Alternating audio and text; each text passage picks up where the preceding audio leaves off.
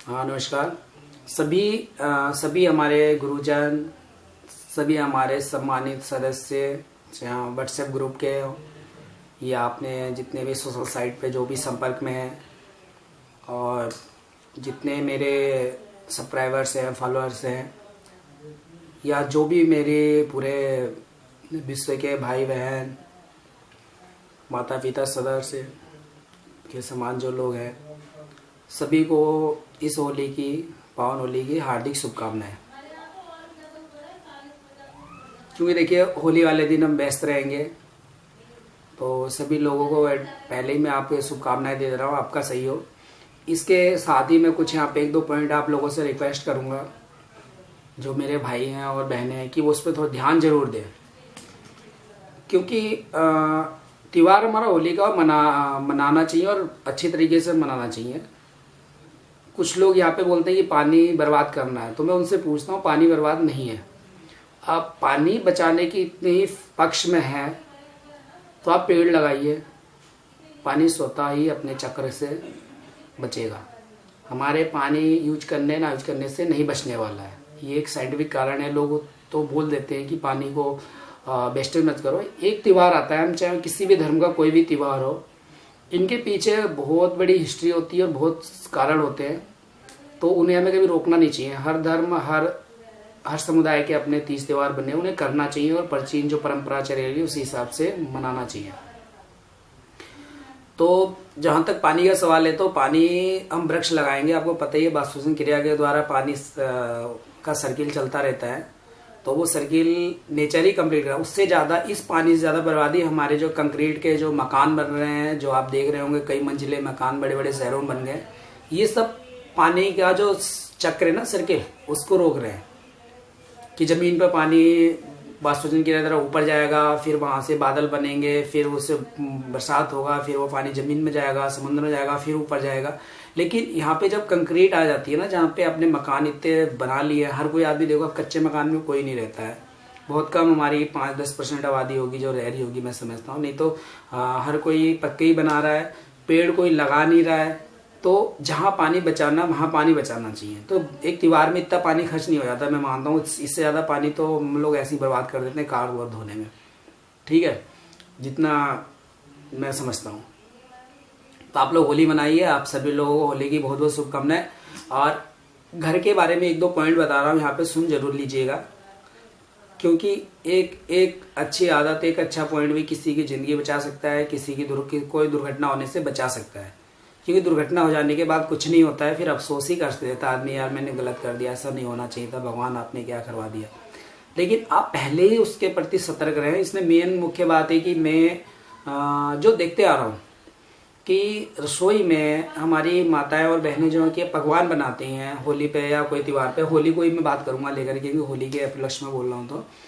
तो कुछ लोग आते हैं, वो क्या बोलते हैं कि हमने होली खेलना है। भाई, पहली बात तो आप डरिए मत।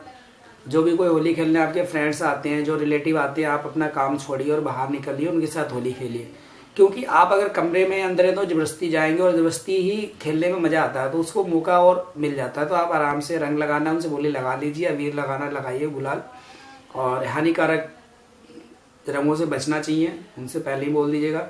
और दूसरा, आप जो व्यक्ति आप किसी के पास होली खेलने जा रहे हैं, तो पहले मैं माता बहनों के संदर्भ में बोल रहा हूँ कि उन्हें देख लीजिए, उनके रसोई में आप प्रवेश ना करिए आपके वहाँ, क्योंकि वहाँ पकवान बन रहे होते हैं, आपकी गुजिया पापड़ जो भी है, पुआ पूड़ी सब तल रहे होते हैं। तो वहाँ पे हमारा तेल होता है गर्म, जो कि बहुत ही हमारे लिए नुकसानदायक। या सिलेंडर पड़ा है, गैस सिलेंडर है, सब कुछ है, इलेक्ट्रिक है, तो वहाँ पे दुर्घटना की बहुत सारे चांसेस होते हैं।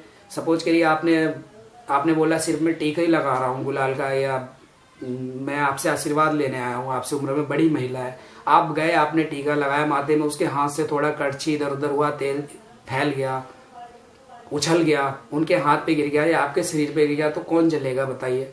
तो इस तरीके से रसोई में मत जाइए। आपको आशीर्वाद लेना है, उन्हें इंतजार करिएगा कि वो अपना काम निपटा ले, या एक दो जो उनके चूल्हे पे चढ़ा हुआ उसको शांत करके, गैस बंद करके बाहर आए। उसके बाद आप उनका आशीर्वाद लीजिए आराम से। अगर आपकी भाभी हो या रंग खेलना है तो आप रंग खेलिएगा, लेकिन प्लीज रसोई में प्रवेश मत करिएगा। मैं देख चुका हूँ ऐसे एक दो केस मेरे सामने आ चुके, इसलिए आपको बोल रहा हूँ। दूसरा, आपका कोई मित्र कितना भी परम मित्र है, देखिए मित्र मित्र होते हैं, आप उसके दुश्मन मत बनिए।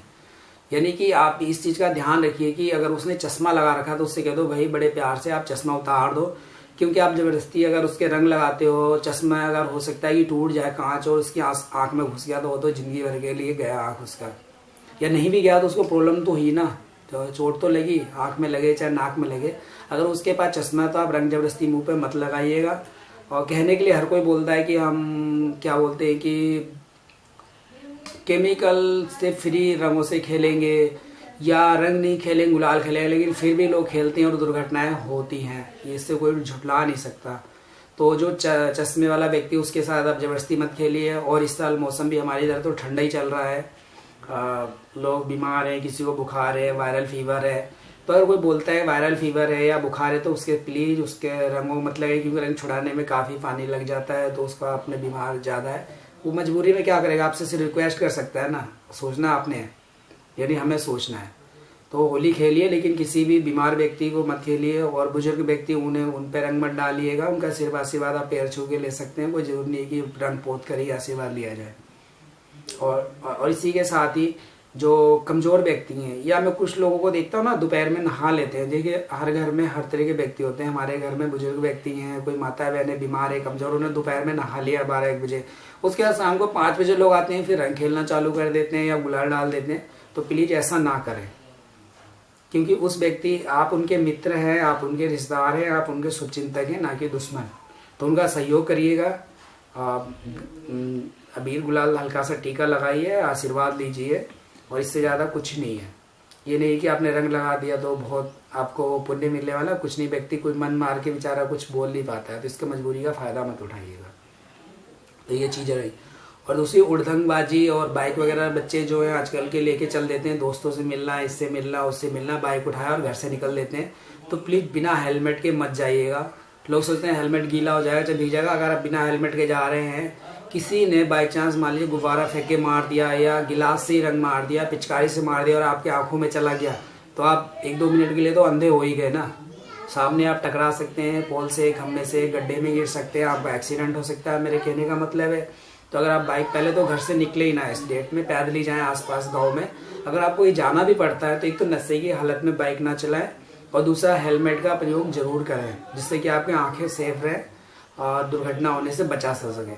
क्योंकि आपके जो शुभचिंतक आपके घर में हैं वो परेशानी में ना पड़े, मतलब आपका त्योहार की तरह रहे, खुशियों से भरा रहे, दुख में ना बदले, गम में ना बदले। तो इसलिए आप लोग इन चीज़ों का ध्यान रखिएगा और अच्छे से होली खेलिएगा। पानी वाला रंग खेलना आप खेलिएगा, कोशिश करिएगा कि आप हर्बल रंग जो आ रहे हैं आजकल मार्केट में बोले, और यूरिया वाले रंगों से बचे, और किसी को गालों में ना रगड़ें। ये सब गालों को फाड़ देते हैं, खास तौर से जो धूप वगैरह में नहीं निकलती है महिलाएं वगैरह, या तो उनके लिए ज़्यादा प्रॉब्लम रहती है।